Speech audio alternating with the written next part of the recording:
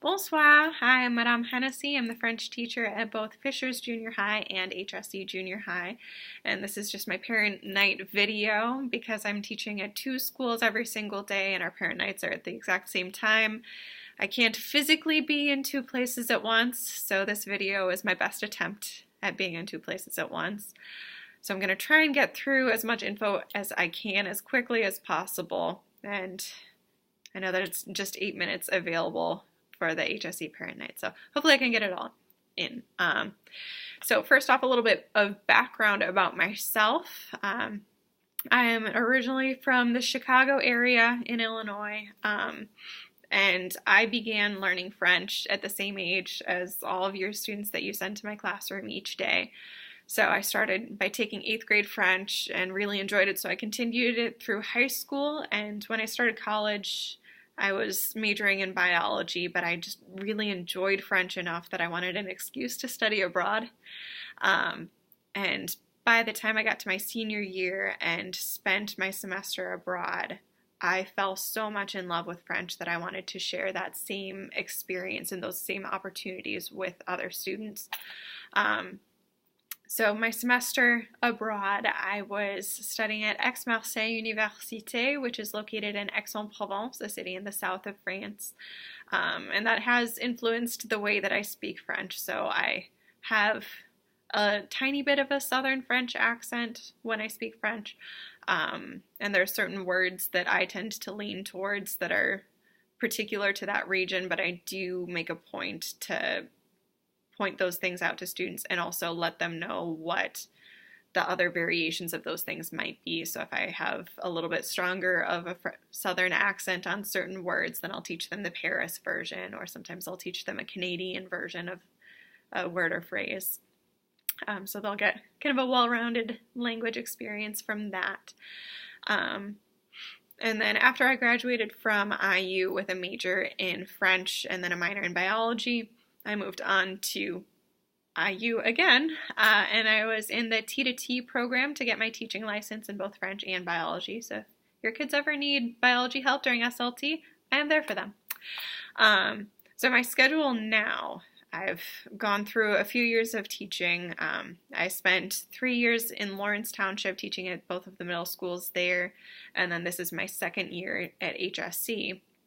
I have 1st through 4th period classes over at Fishers Junior High, and then 6th period, 7th period, and SLT right here at HSE Junior High.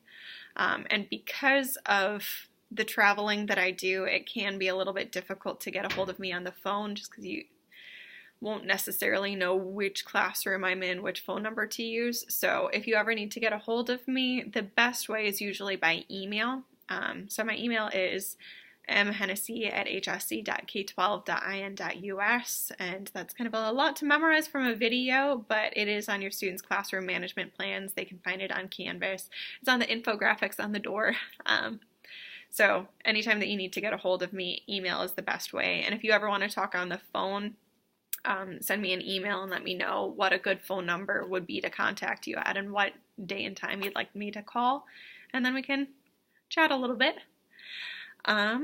So in terms of my philosophies as a teacher and what I like to do in the classroom, first off, the thing that's most important to me is student success. I want students to feel good about what they've learned and come out with more than they've come to the classroom with. And sometimes student success is going to look different from one student to the other because they're all unique individuals. And I'm also constantly looking for different things that I'm going to love about every single individual that comes into my classroom.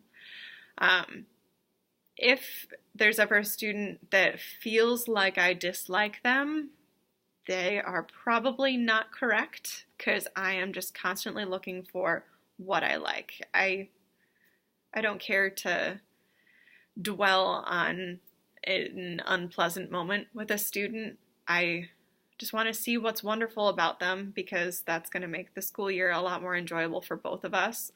But if a student ever doubts what I like about them, they can feel free to ask, or you can ask on their behalf if they're uncomfortable with it. And also, if there are certain things that are amazing about your student that you guys think I might not yet be aware of, feel free to let me know those things so then we can just increase the positivity in the classroom.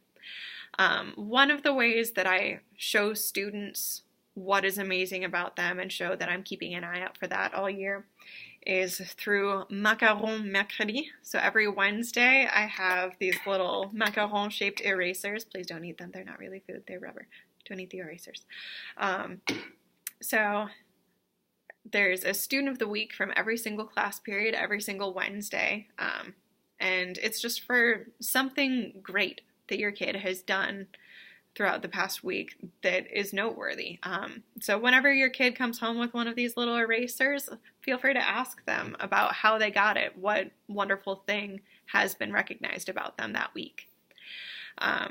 Every single student will earn the macaron at least once, and then some students can rack up a whole bunch of macaron once we get through second semester, so it's fun to watch the kids shine. In terms of how I prefer to grade and assess students, I try as much as possible to model my grading style based on what you would experience in the real world. Granted, we're going to have limitations by being in a classroom. By the way, every time I turn this way, it's because that's where the desks are from my perspective right now. So in the real world, you're always talking to people on the spot, and you need to come up with that right off the bat. But when you're writing, that's usually going to be something that you take more time with. You have a week or something to write the paper for your English class, or you have a minute to think through what you want to type in that text message. So for quizzes, every single chapter, students will have at least one speaking quiz, so they'll be face-to-face with me and practice their ability to interact with humans in the French language. And then extended writing is going to be project-based, so students can really take their time with that and think it through, make sure that they have the most perfect French that they can create with the materials that they've been taught in class. So things to look forward to this year. We're running short on time so quickly. There are weekly traditions, so there's something about every single day of the week, such as macaron mercredi. There's video vendredi. Students are going to see a lot of videos, including French music. There are also field trips that students will get to experience this year. There's, in October, the Feast of the Hunter's Moon. I've already received several permission slips for that.